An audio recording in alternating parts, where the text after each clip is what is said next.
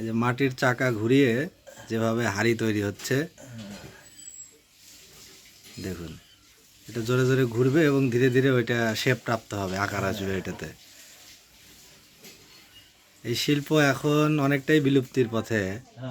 মৃৎশিল্প একসময় খুব নামকরা শিল্প ছিল এবং এখন অনেকে শেখে না। এখন হয়তো প্রজন্মতে দেখা যাচ্ছে ওই উত্তরসূরিরা শুধুমাত্র এগুলো ব্যবহার করে, যার বাবা বা দাদা করতো তার সন্তানরা এই পর্যন্ত, তাও দেখা যাচ্ছে পরবর্তী প্রজন্ম আবার লেখাপড়া শিখে এই পেশার সাথে আর নাই। এবং এবং পাবনার যে সাঁথিয়া উপজেলার যে সোনাতলা, এই সোনাতলা এলাকাটা এই দুইটা শিল্পের জন্য বিখ্যাত। একটা হচ্ছে এই মৃৎশিল্প বা কুমোর শিল্প, আর একটা হচ্ছে তাঁত শিল্প। এই দুইটার জন্য নাম করা ছিল, তবে এখন এই শিল্পটা অনেকটাই বিলুপ্ত হয়ে গেছে। তো এইরকম মানে চাকা ঘুরিয়ে বিভিন্ন মাটির পাত্র তৈরি করা, সেই দৃশ্যটা কাছ থেকে কখনোই দেখা হয়নি, এটাই প্রথমবার দেখলাম। এবং দেখুন কত সুন্দরভাবে হাতের কারুকাজ, এটা একটা শিল্প এবং এটা শিল্পীরই কাজ, দক্ষতার কাজ। এই কাজ তো সবাই পারবে না, এই কাজ যারা করে দে আর অলসো অ্যান আর্টিস্ট, তারাও এক ধরনের আর্টিস্ট।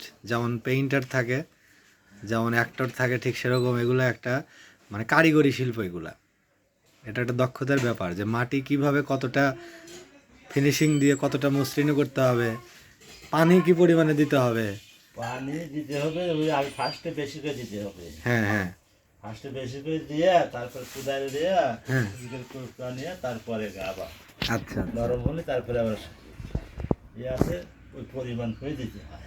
জি, তাহলে এটা কিভাবে বানাতে হয় এটা একটু যদি বলতেন। এই তো এই মাটি প্রথমে আগে পা দিয়ে মানে খুঁজতে হয়, হ্যাঁ ঘষতে হয়, ঘষে ঘষে এটা মসৃণ করতে হয়, ফিনিশিং করতে হয়, ফিনিশিং করতে হয়। তারপরে পানি দিতে হয় না, আগে ফার্স্টে পানি, ফার্স্টে পানি দিয়েই ঘষতে হবে। হ্যাঁ পানি দিয়ে। আর এই মাটিটা নিয়ে আসা হয় কোথায় থেকে? এই নিচের থেকে মাটির থেকে আনতে হয়, জমি থেকে, জমির থেকে কিনে নিয়ে আসতে হয়। এই যে এই দেখুন কি সুন্দর হয়ে গেল একটা, এটা হয়ে গেল কলস। হ্যাঁ, এটা কলস, আমরা যে বলি কলস, এটা তো হয়তো পানি খাওয়ার কাজে ব্যবহৃত হবে, পানি টানি রাখা হয় বিভিন্ন দিকে। তো একটা কলসের রূপ দেওয়া হলো, শুধু কিন্তু কাদামাটি ছিল প্রথমে, আমরা দেখলাম কাদামাটি, এবং সেই কাদামাটি এখন একটা আকার প্রাপ্ত হলো। এখন কি আর একটা হবে? হ্যাঁ রাখতে হবে। ওর ভিতরে মানে মাটি দিয়ে রাখছেন? এই যেটুকু আছে মোটামুটি মোটটুকু আপাতত 8-9টা হবে এখনো। 1 কেজি মাটিতে কয় কেজি মাটি ওখানে? কয়েক কেজি নাকি 4-5 কেজি? তা তো হবে 5-6-7 কেজি আছে। 6-7 কেজি মাটি দিয়ে কয়েকটা হবে না, 7-8টার মতো হবে। হ্যাঁ, এই যে দেখুন কত সুন্দরভাবে ঘুরিয়ে এই দক্ষ একজন শিল্পী তৈরি করছেন মাটির তৈরি জিনিস। এই মাটির তৈরি জিনিস কিন্তু অনেক স্বাস্থ্যসম্মত, হ্যাঁ, এটা অনেক মানে হেলথ বেনিফিটস রয়েছে। যেমন প্লাস্টিকের জিনিস কিন্তু শরীরে এটা অনেক রকম এলিমেন্ট ছড়ায়, এতে করে অনেক ধরনের অসুখ বা অনেক ধরনের প্রদাহ হতে পারে, হ্যাঁ ইনফ্লামেশন হতে পারে। কিন্তু আপনার মাটিতে সেটা নেই, কারণ মাটি যদি মানুষ খায়ও সেটা কিন্তু উপকারী। আপনি কিন্তু মাটি খেলেও আপনার অসুখ হবে না, এটা এমন একটা জিনিস বিষয়। তো দেখুন কত সুন্দরভাবে তৈরি করা হচ্ছে, এবং মাটির পাতিলে তৈরি করা তরকারিও কিন্তু স্বাদ হয়, এবং দুধ জাল দিলে সেটাও কিন্তু মিষ্টি লাগে, ভালো হয়। তো মাটির পাত্রে আবার পানি যদি রাখা হয় মাটির কলসিতে, সেটা দীর্ঘ সময়ব্যাপী ঠান্ডা থাকে। হ্যাঁ, তো অনেক উপকার রয়েছে, কিন্তু এখন তো মানুষ মাটির এটা ব্যবহার করতে চায় না। এই লাক্সারিয়াস জীবনে, এখন বিলাসিতার যুগে, মডার্ন টাইমে সবাই এখন এই ফ্যাক্টরি থেকে নির্মিত যে বিভিন্ন তৈজসপত্র সেগুলো ব্যবহারেই সাধারণত অভ্যস্ত, সেটা মেলামাইন, প্লাস্টিক, বিভিন্ন কিছুতে। কিন্তু একটা সময় কিন্তু এই যে কাঁসার তৈরি জিনিস, তারপরে এই যে মাটির তৈরি জিনিস, এগুলোর কিন্তু একসময় খুব কদর ছিল। তো এই শিল্পটা এখন বিলুপ্ত প্রায়, এবং আমি আমার প্রথমবার এবার এই যে এত কাছ থেকে চাকা ঘুরিয়ে যেভাবে প্রস্তুত করে বা তৈরি করে সেটা দেখার আমার সৌভাগ্য হলো। আমি এটা দেখাচ্ছি আপনাদের, এটা সোনাতলা গ্রাম, সাঁথিয়া উপজেলায়, পাবনার সাঁথিয়াতে। দেখুন কত সুন্দরভাবে এটা কিন্তু একটা কলসি হয়ে যাবে, তাই না? এটা কলসি, একটা কলস হয়ে যাবে। কত সুন্দরভাবে দেখুন, উনি ওই এক হাত বাম হাত ভিতর দিকে দিয়ে ওইটার, এটা বলে মুড়ি, মুড়ি বা কান্তা বলি আমরা, সেটাকে তিনি সুন্দরভাবে শেপ দিতেন। তাহলে তো এলোমেলো হয়ে যাবে, এত সুন্দর ফিনিশিং হবে না।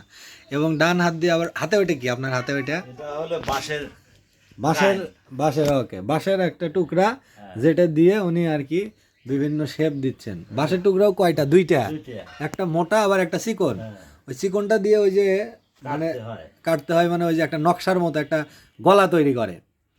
এবং এটা কি পরবর্তীতে কি রং করবেন? এটা রং পরে পরবর্তীতে হবে। পরবর্তীতে রং হবে, কিন্তু আপাতত। আর ওই যে একটা পোড়া কালার হয় যে আমরা যে বাজার থেকে কিনি, ওটা কিভাবে হয়? ও পুরাটা রং রং এটা আগে শুকান শুকান না তো। রোদে, কয়দিন শুকাতে হবে তাও এটা? শুকানে রোজ হলে একদিনে শুকানো যাবে, কারণ হলে আজকে একটু নল করে হ্যাঁ, আবার এতে লাগে আছে তো ওই তোমার বাড়িতে হবে, মেরামত করতে হবে এর পিছনে আবার। ও আচ্ছা, দেখুন কত সুন্দরভাবে দুইটা, কত সুন্দর একটা নকশা হয়ে গেল। তবে এর মুড়িটা একটু মেরে দেওয়া আর ওইটার মুড়িটা একটু সোজা, দুই রকম। দুইটা দুই রকম। ওকে, দুই রকম ডিজাইন। এটা আপনাদের এলাকায় কি এখানেই বিক্রি করেন না অন্য কোথায় যায়? এখানে এখানে সোনাতলাতে বিক্রি হয়। এটা কি কাজে লাগে? এটা পানিটা নিয়ে? পানি খায় কেউ, পানি পড়ার জন্য নেয়, পানি পড়ার জন্য আচ্ছা আচ্ছা। কবিরাজরা নেয়। এটা তাও একটা কয় টাকা বিক্রি করবেন এরপরে? একটা মনে করেন যে খুচরা 50 টাকা 60 টাকা, আর এক পাইকারি 30 টাকা। ওই তো দেখুন, অনেক সাশ্রয়ী মূল্য, কারণ তৈরি করতে তো কষ্ট ঠিকই হয়।